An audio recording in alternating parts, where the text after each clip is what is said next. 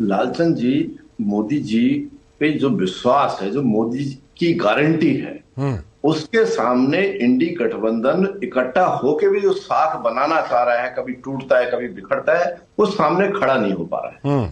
हमारे संकल्प थे, जिन संकल्पों को लेके हम कई चुनाव में गए, जनता ने आदेश दिया, उसमें 370 था, राम मंदिर था और सीए था। हम्म।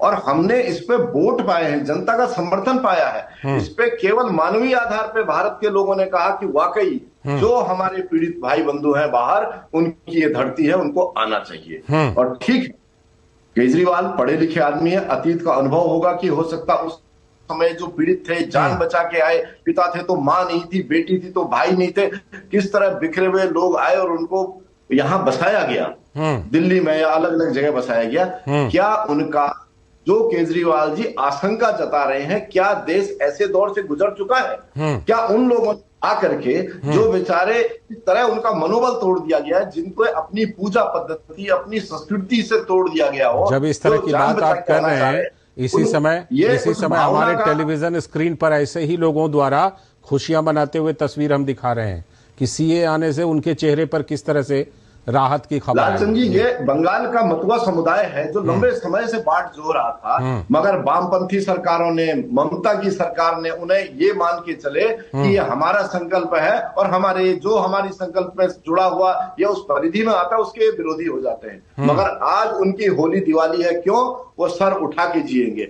वो भारत के नागरिक होंगे, वो यहाँ संपत्ति खरीद सकेंगे, वो भारत में भ्रमण कर सकेंगे, और इस धरती को जो वो मां मानते हैं, जिसको सर्टिफाई नहीं किया था, आज वो औपचारिक रूप से हो जाएंगे। इसलिए इन भावनाओं को ये नहीं समझेंगे, ये वोट बैंक के चश्मे में इनको